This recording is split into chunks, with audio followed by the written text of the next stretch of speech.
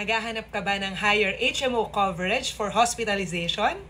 Let me share with you the Enhanced Medical Benefit Rider of AIA Philippines.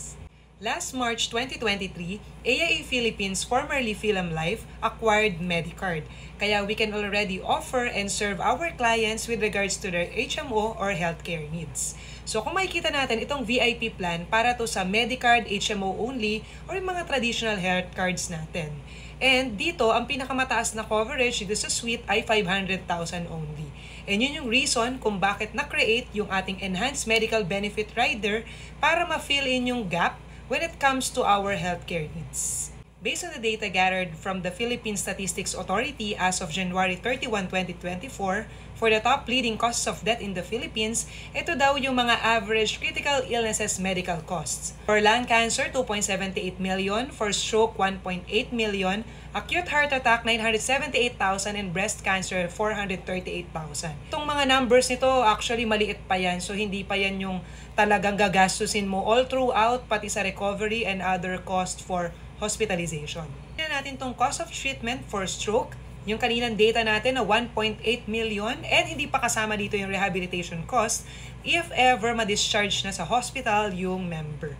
So, mangyayari dito, 76,000 lang yung ma-charge ng PhilHealth and average HMO coverage natin is 90,000 lang.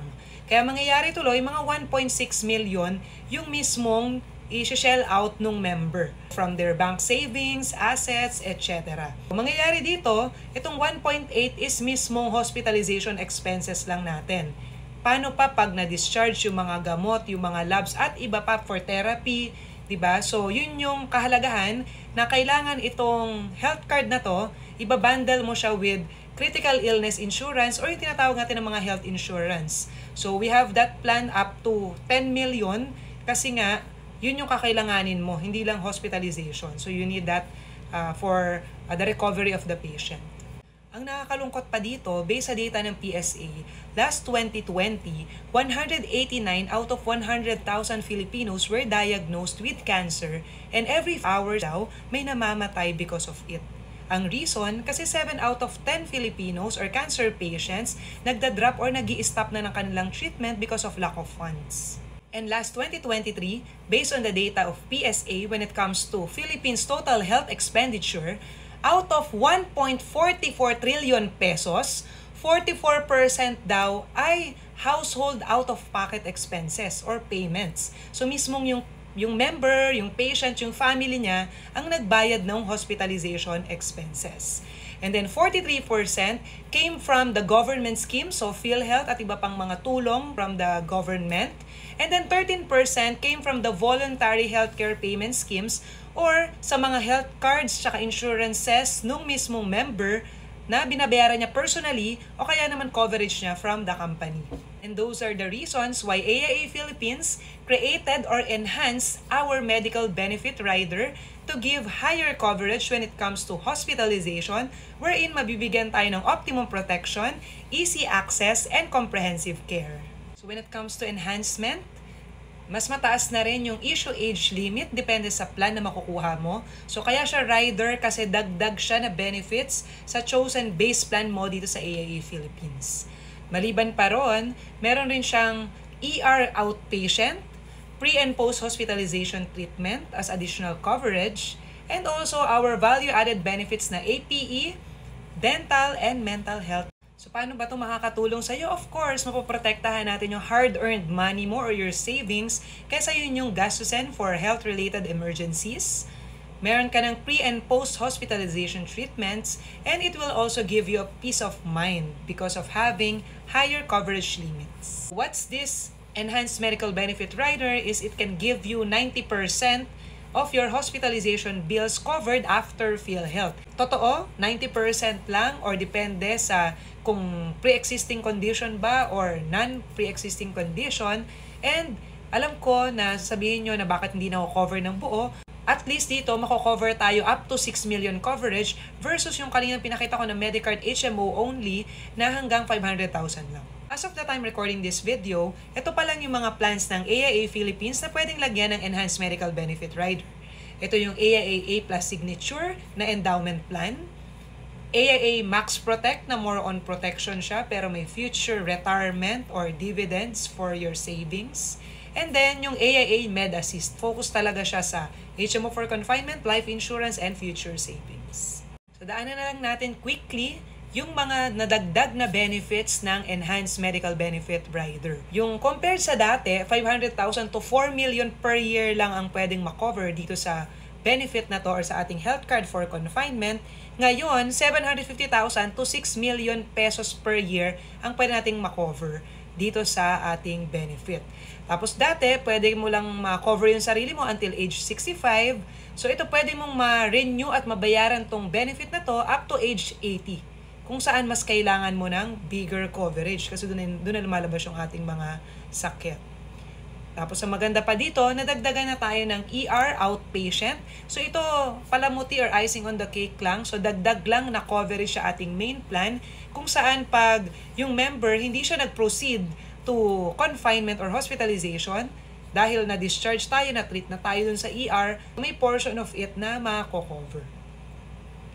Maliban pa doon, meron tayong pre and post hospitalization treatment kung sakaling nagpa-check up tayo, nagpa-diagnostic test 30 days before and after confinement.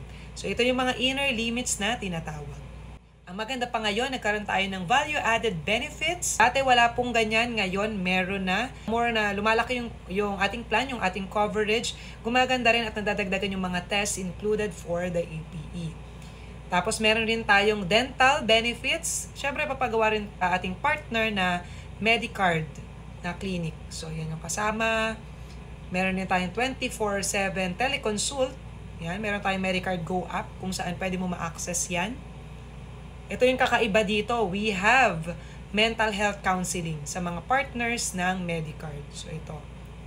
And also the health habits and diet counseling. So, dati walang ganyan, ngayon meron na. So, no limit na pwede natin i-avail dun sa Medicard Clinic. Para mas ma-appreciate mo, how does it work? So, for example, yung member, kumuha siya ng plan at age 30 and 8 years from now, nangyari na diagnose siya ng upper respiratory infection which is hindi siya pre-existing condition. For example na lang, ang bill niya is 42,000. At ang computation ng PhilHealth, for example, ay 4,000. Kung minus yun, that's 38,000. Pwedeng makover yung 38,000. However, meron tayong 90-10 ratio para sa mga non-pre-existing conditions. So, yun yung sa upper table natin dito. Mangyayari, after PhilHealth, yung na-compute natin na 38,000, i-multiply natin ng 90%. So, that's 34,000. And then, yung 10%, 3.8. So, yung 3.8 na to, ito yung mismong i-shell out ng client dito sa plan natin. I would also like to share yung ating waiting period when it comes to the conditions na may experience natin. Pag accidental injury, o no waiting period the moment na ma-approve na yung plan mo sa AIA at effective na ito, may kita dun sa effective date. So, immediately, you can use this HMO for confinement. And then, pag yung member naman nagkaroon ng sakit at non-PEC siya, so may waiting period tayo na 30 days. For example niyan, yung kanina na upper respiratory tract o kaya naman na dengue, na typhoid fever, ayan, non-PEC. Pero naman pag yung member ay meron na siyang gallstone, na-opera na sa gallbladder, tapos may asthma at na-approve siya sa ating plan dito sa AIA, take note, pag may mga ganon, may chance din na ipamedical tayo ng company. So, doon malalaman kung ma-approve ba tayo sa plan at kung na-approve, meron lang tayong waiting period na 12 months bago ito magte-take effect. Ang kagandahan sa plan na to, if meron na tayong pre-existing condition at ma-approve tayo ng AIA sa ating plan, yung buong coverage ng ating plan, which is 750K to 6 million per year, ay pwedeng magamit doon sa ating pre-existing condition basta sa second year na tayo ng plan. Compared yung mga traditional Medicard HMO natin or mga ibang HMO companies, mangyayari even if mag-renew tayo on the second year onwards at meron na akong pre-existing condition, kunyari may asthma ako bago ako nag-apply or nagkaroon ako ng gallstone bago mag-second year ng plan which is on the first year, ang mangyayari even if mag-renew tayo, hindi natataas yung limit. So mga 5K to 20K lang yung ating coverage. When it comes to APE, the moment na nag-take effect na yung plan, so you can ask help from your advisor or your agent para magpa-schedule ng APE doon sa Medicard clinic natin. Or you can use our Medicard Go app para magpa-schedule ng APE. Tapos when it comes to dental care, after 6 months bago mo ito magamit, and HIV treatment for confirmation after 5 years naman. Kindly take note, kapag yung time na hindi natin nabayaran itong plan at lumagpas na tayo sa 30 days grace period, maglalapse na ito usually. Tapos, kailangan mong i-reinstate or hulugan ulit yung plan at magte-take effect ulit itong mga waiting period natin na kapareho nung time na na-approve yung plan. Again, this additional benefit or rider is payable up to age 80. So, depende sa'yo kung gusto mong re-renew up to age 80. And depende ito sa base plan ng insurance policy na kukunin mo sa AAA Philippines. So, yung issue age din, 0 up to age 70. Pero depende dun sa plan na napili mo kung ano yung ma-allow sa atin. Ito yung mga available plans natin. 750K, 1.5 million, 3 million per year, or 6 million per year na hospitalization benefit. Again, we have value-added benefit like this. So, APE or annual physical exam, once a year lang natin to pwede ma-avail sa sariling clinic ng Medicard. So, for endorsement pa if we live in the provinces. Tapos ito yung mga tests included, depende dun sa plan na pili mo. Plan A ba, B, C, D. Ito yung mga tests included sa APE mo, kung plan A ka to plan D. Ito naman yung mga procedures na covered sa ating dental care sa sariling clinic ng Medicard. Yan, plan A to D. So, ito naman yung 24/7 teleconsult benefit na kasama na rin sa plan. So, pwede lang ito sa general practitioner, internal medicine, and family med. So, pwede itong magawa dun sa ating Medicard Go app, o kaya pwedeng tumawag sa hotline for assistance, or you can contact your agent or financial advisor regarding this matter. May note lang tayo dito na other teleconsultations sa ibang specialist, e-pharmacy service, and cost of medication ay hindi natin mako-cover. So, ito naman yung mga limits, depende sa plan chosen. Kakaiba, ito ako natuwa kasi meron siyang added coverage na mental health counseling. Kasi gusto nga ni AIA Total Health Solutions ngayong magawa.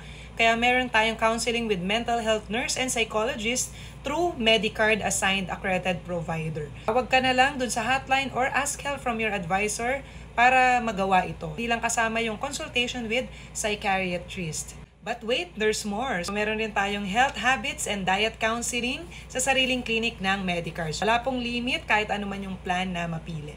That's it. So I hope na-explain ko sa inyo clearly ang mga benefits ng Enhanced Medical Benefit Rider and ang importance ng pagkakaroon ng mas malaking hospitalization coverage.